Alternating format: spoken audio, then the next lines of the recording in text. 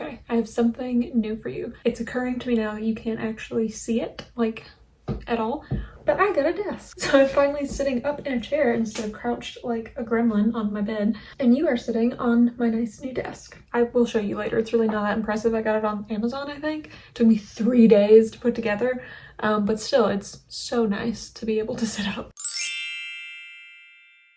Anyway, moving right along. I am so laughably behind on my reading journal at this point that it's really just not even funny. Pretty sure it's June right now as I film this. Let's finish talking about February, shall we? My first video was everything I read in January, and my second video was all the rom-coms that I read in February because I thought it was more interesting to like pit those rom-coms specifically against each other and take a little more time with them. And I never finished talking about all the things that I read in February. So we're gonna speed run this today, okay? First up, this is the first book I actually read in February, and it is White Lies by Linda Howard. I'm gonna be totally honest with you. I have this problem, this recurring problem of loving to thrift old random books that I find. I like to just roll the dice. Several years ago, I rolled the dice and I came across Linda Howard's other book, Prey, and I really, really liked it, and it made me kind of like a Linda Howard fan. And so when I see her books randomly in other thrift stores, I just can't help myself. And you can just tell by the feel that this is like somebody's ancient library book that has just had been beaten up for years. Anyway, all this to say, I love it.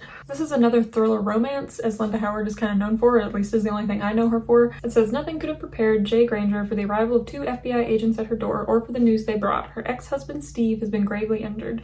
The FBI needs Jay to confirm his identity, but the man she finds in the hospital bed is almost unrecognizable. Almost. So here's my problem with this book. Not to start off on a negative note, but it's definitely dated as an old book, and like the entire experience revolves around your ability to buy into this contrived plot, which is that supposedly this woman's ex-husband is so like badly mutilated in this injury that nobody can tell who he is. There's no science at the time that this book takes place that can just like test and tell them what human being this is in the hospital bed. It relies entirely upon like his ex-wife, whom he does not speak to, recognizing him in the hospital. I don't know. Not blood tests, not DNA. Everything is just impossible except for the word of your ex-wife.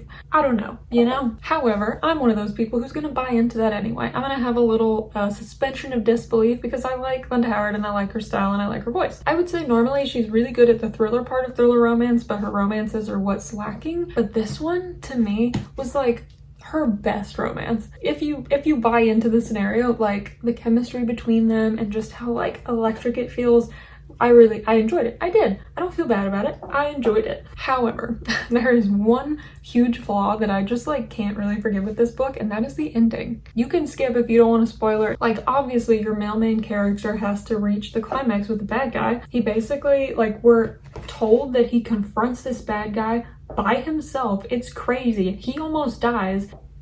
And none of that happens on the page. Okay, here's how it ends off on the last chapter, in which he's going to like confront the bad guy and they're laying together and they're trading I love yous and whatnot, and then it just skips to the epilogue. And it starts off with, is the bad guy really dead? He's really dead. Skip, skip, skip. I'm glad he's dead, she said fiercely. He tried to kill you and came dang close to succeeding. That part in the middle in which he tries to kill him and comes very close to succeeding, yeah, we just don't see that. I don't know, you know? I mean, for me, if this had a decent ending, this could have been like a 4.5. Like, I really enjoyed this book. And honestly, I still do like it and I still would reread it, but come on, guys, why would you write an ending like that? To me, an ending is like the most important part of a book. I think people really struggle with writing them because it sort of exposes your mistakes, like, because, you know, it's the culmination of everything in the entire novel that you've just written. And I think by the time you get to the end, there's not a lot of places to hide, and therefore I think a lot of people struggle with endings. This is not a criticism. Oh no, it definitely is a criticism. I wanted a better ending. I wanted to see this. You pulled your emotional punches and I didn't get to see the culmination of the whole thriller, like, through line of this entire book that I've invested this much into getting to. And for that, I'm really kind of annoyed. So unfortunately, this book was bumped down to a 3.5 for me. Depending on how you feel about endings, that might be generous or harsh. To me, it was completely fair because I enjoyed almost every chapter of this book. I was really invested. I was in a slump and it kind of got me back into reading again, and I thought it was her best romance and I was really on board, but how can you put that ending there? Anyway, 3.5. Sorry, I know I said I was going to go quickly and then I just didn't do that, so I'm going to try to do better. Second book I read in February was Spectacular. This is the novella by Stephanie Garber that follows her series Caraval. I might be saying that wrong, but that's the one that I read in January. I read all the books, loved them. They're romanticises. This is very short. It's only 203 pages. I think I would be remiss if I did not show you a little bit why people love this so much, which is that it's really visually appealing. I mean, the whole thing is that it's very illustrated and it's very pretty and it's kind of like a seasonal holiday edition. I can't believe I do this almost every single time I try to film something, but I completely forgot to tell you what Spectacular was about. So basically it's about the Great Holiday, which is like a take on Christmas in this fantasy world. And Legend, one of the characters from Caraval, is not a big fan of the holiday, and it's about them searching for the perfect gifts for each other. So very like low stakes, but cute if you're into like kind of seasonal holiday things. I'm gonna be so honest with you, I really enjoyed the Caraval series. I really enjoyed the Once Upon a Broken Heart series. I am a Stephanie Garber fan for sure. That being said, this is definitely my least favorite book by her. It's one of those things, right? To me, this was just like a weird fan service addition to the series. Super seasonal. My problem is that I didn't care for how it portrayed the characters that we got to know and love so well in Caraval. They seemed different here to me. I don't know. The art style, while beautiful, is not necessarily my style. You definitely know from the very beginning like exactly what's going to happen in this book. The plot is okay but contrived. There's a section in which she like it suggests that somebody is kissing somebody without really knowing who they are, which you as the reader kind of know who they are, but it still raises some questions in my mind. I think it was very cute. I think there's a lot of people, especially if you are a big fan of Stephanie Garber and a big fan of Caraval and you like this style of illustration, I think you'd love this. I think this is a great fun thing to have on your shelf just to like be pretty. Not really for me, 2.5. Moving right along, next book I read in February was Ice. This is a Linda Howard also. I kind of have a problem, if I'm being honest. When I see a Linda Howard, like, I can't hardly help myself. I just have to pick it up. It's not that any one of her books is like my favorite book in existence, but I have a good time every time I pick them up. I don't know, I can't really explain it. So Ice is also a novella. This was kind of my month for novellas, which are not normally like a format that I read, but I just happened to cross them, so I picked it up. This one's only 213 pages. Also, obviously, a thriller romance. So Ice is about Gabriel McQueen, who is on holiday leave from service, and he's sent off into an ice storm to make sure that his neighbor Lolly Helton is safe and sound, which basically is everything that I love. This kind of like emergency, dangerous, like weather phenomenon, a guy going to save a girl, a very cold setting. Sometimes I just like a cold, wintry, icy book. I don't know what it is, but it just really appealed to me. Honestly, I had really low expectations for this novella, especially after, I'm not trying to be rude or like harsh or anything, especially after reading Spectacular. My thought was like, novellas just aren't really for me. I don't really get them. However, though I've never just absolutely fallen in love with novella, this is probably my favorite novella that I've read. Like, it felt like a really full story to me, which I guess is what I'm looking for in a short story. It felt really full, even though it really happens over the course of 24 hours. Honestly, I would almost say there was a little too much for me from the point of view of the antagonist, which is like crazy because there's not many pages. So like, how did she fit enough that I was like, that's almost too much. Also, this is a small personal thing, but he like, the main guy like teased her as a child, and there's never really a resolution of him apologizing for that, which kind of annoyed me. Also, I'm sorry, his kid's he is. You can say that about kids. You could say that about fictional kids at least. I mean, obviously the romance moves very fast and is very kind of like lust driven. Overall though, I still thought this was a fun, quick read. I really enjoyed it. It's something that I would like bring on vacation with me. When you want something good and something that's gonna grip you, but you don't want to invest in a whole novel. Honestly, 3.5, maybe almost a 4 for me. Not quite, still 3.5, solid. The next book that I read was The Bride and the Beast by, I'm gonna say this wrong, Teresa Medeiros? This is a big old historical romance that I also found in a thrift store. I'm gonna be totally honest with you, I think I misunderstood what this book was about. Because I picked it up and I read this inner cover, and it was Gwendolyn Wilder did not believe in dragons, but a superstitious villager of Ballybliss did, when she found herself bound to a post as a sacrificial offering to the dragon who haunted the ruins of Castle Wirecraig. 15 years earlier, someone had betrayed the Laird of Wirecraig and his handsome young heir to the English for £1,000. Now the dragon was demanding that very amount. The frightened Highlanders hoped that instead of gold, the fair virgin would satisfy the beast's insatiable appetite. I think that I was in the middle of reading a bunch of fantasy romance, and so I sort of like glanced over this and I thought I was in for like a fantasy time in which there was like somebody that shape-shifted into a dragon. I'm just gonna tell you up front, this is not a fantasy romance. This is just a historical romance, which is fine, you know? It's not like I don't like a historical romance. I have a whole shelf back there of it. This, I don't know. I don't know. To be fair, this was the third book I read within 24 hours. This was all the same day that I read Spectacular, I read Ice, and then I read The Bride and the Beast.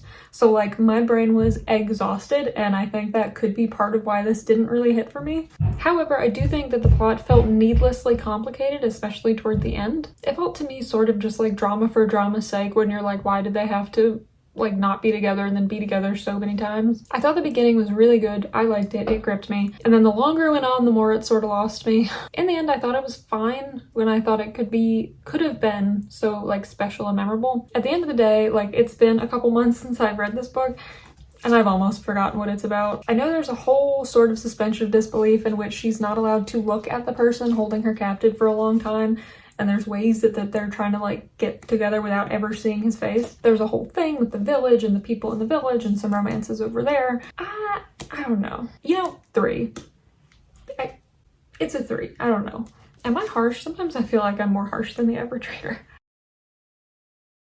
Anyway, then through the whole middle of February, I was on my rom-com kick, which I talked about in my other video, in which I read some Emily Henry and Sally Thorne. Who was the other person? Oh, Allie Hazelwood. But aside from that, which was all like a really good time, I decided to give Christian romance another whirl, and I read Worth the Wait by Karen Witemeyer. Witemeyer? I don't know. They always say you can tell who reads a lot because they know a lot of words, but they mispronounce all of them because they've never heard them aloud.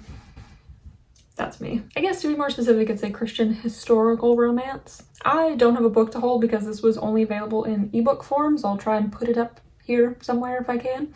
Okay, even I have a hard time believing that I actually forgot to tell you about a second book. But here it is. Worth the Wait is basically about this woman who is overcoming some past trauma, and this guy who's been like deeply in love with her but is like approaching her very slowly because he doesn't want to scare her off. And they're kind of forced into this business venture together that forces her to like open up her heart and discover like healing and moving on.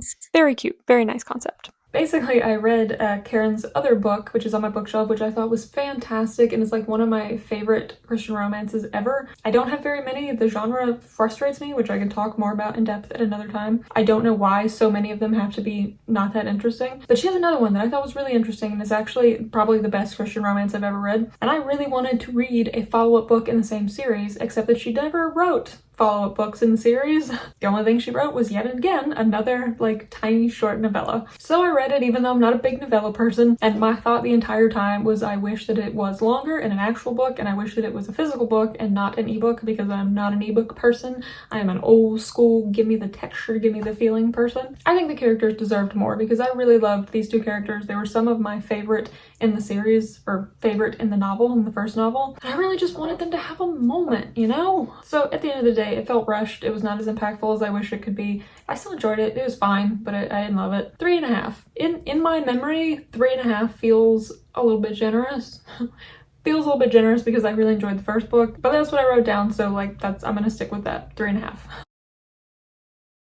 And then I closed out the month of February in kind of the worst way. The last book that I read was The Lover in the Rough by Elizabeth Lowell. Here's the thing, okay? I am a big Elizabeth Lowell fan. I am. In retrospect, all of her books are very sensual. If you like yearning, I think she's one author who does like yearning extremely well. I read her entire series. I don't know what it's called. It's like the one series, like, or no, what is it? It's the Only series, Only His, Only Mine, Only Love, etc.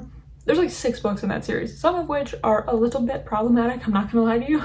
Keep that in mind if you read them. That aside, I really enjoyed them. I thought they were a good time. That was back when I was really into historical romance. So I picked this up out of sheer loyalty to Lowell. And here's something I've always said, which is if you read your favorite authors long enough, you'll find books that you don't like. That's especially just the type of person that I am. I tend to like books. I don't tend to like authors as a whole. This is a classic example of that. Do not care for this book. In fact, I'm gonna be totally honest, the only reason this was not DNF'd is because out of just, I don't know, stubbornness, or you could say loyalty to Lowell. I finished it because I wanted so badly to like it, but I did not like it. I'm gonna share what I wrote in my reading journal, which, as I've said, my physical reading journal is always my first knee-jerk reactions, which are super mean for some reason. I said, this is why you shouldn't keep reading your favorite authors. You'll discover you only like the books and the rest of their work is kind of garbage. Okay, aside from being really mean, let's remember that I do love and respect all these people and their craft, so like it's just what I tell myself when I'm in the moment and emotional. Basically, this male lead is a walking red flag, and the female lead is also psychotic and kind of flat as a character for going along with it and allowing him to be. Also, all those intimate scenes are so weirdly told. In my opinion, so okay, I never told you what this book was about. Why do I keep doing that? I'm just gonna read you what it says on the cover because I think you can get a better feel for how this is. As exquisite as a fine diamond, but fragile as glass, Reba Farrell wandered aimless and lost until a kind, caring old gentleman helped her heal her shattered spirit. But now her dearest friend is gone, leaving Rebecca with a broken and doubting heart and a half-interest in a California gem mine. Daring and handsome, Chance Walker is an adventurer who believes in nothing except the priceless uncut stones for which he searches the earth. Now the most precious jewel of all awaits him in Death Valley, but danger is stalking Rebecca Farrell, and Chance knows only he can save the sad and sensuous beauty, and that only she can teach him how to love. Listen, I thought the descriptions of the actual gem stuff and the mining stuff and how mining of gems works was like super interesting and ended up being my favorite part of this book, which is saying something because I'm not interested in that. I found myself, of course, again, like it was a reading binge for me, so I was like tired of reading at this point, but I found myself just like bored and wanting it to end. I thought it was super weird pacing and they were way too quick, and I mean way too quick to start hooking up. My final line in my physical reading journal was, finished it because I love Elizabeth and her other books. So many hours of my life I will never get back. I don't think I need to say anything else. I give this a 1.5. It is not unreadable, and if you don't care, if you are more interested in sort of like the historical and like the other parts of the plot that are not the romance, then maybe you would enjoy this and it'd be really great. Maybe you like a super fast romance with some weirdos. I don't know. I don't know your life. Read what you like. Read what you enjoy. I'm gonna be so honest with you. This may not live with me. This may go in my donation bin. From Goodwill it came, and to Goodwill it shall return. Such is the way of life sometimes. To be honest, none of the books that I talked about today are my favorites. In the video where I talked about the rom-coms that I read, those are the best books that I read in February. So those are the ones that I'm going to be keeping in the back of my mind as I kind of search through my own sort of bracket to find my favorite book of the year of 2026. I'm so glad that I read all these books. Obviously, I never regret reading a book for the most part. I was really happy to experience some different genres and different authors and different styles than I would normally read. At the end of the day, it all helps me kind of broaden my horizons and figure out what it is that I like and don't like, but it was not my favorite reading month, or at least not my favorite books in this month. I'm so glad that you joined me and so glad that you want to go on this fun reading adventure with me. Talking about books and reading and writing is obviously my favorite thing in the entire world, and I will be back to talk about all the things that I read in March and April and May until I finally someday will catch up and be posting timely videos about the things that I read in the month that I read them. Or at least that's the goal. I'm not going to promise that. I'm gonna be honest with you, I am not gonna promise that, but that is my goal. And then someday I'll redo the library and I'll talk about other kind of fun things that I'm writing, things that I'm making. I don't know, we will get there. The world is our oyster. We're on a new adventure together. We're best friends now. We are. I care about you. I'm invested in your opinions. So tell me what you think. Tell me if you think my takes are just way too mean or if you totally agree. Tell me what I should read next. Tell me how your day was. Tell me anything, to be honest. Not anything appropriate. There's weirdos out there. Don't be that weirdo. It was great spending time with you guys. It was great being able to sit up in a chair while doing it. So meet me back here next week and we will talk about more books. I kind of hate this. Why do I keep doing this? Well, now I don't know what to do with my hands. I will see you next week. Bye, guys.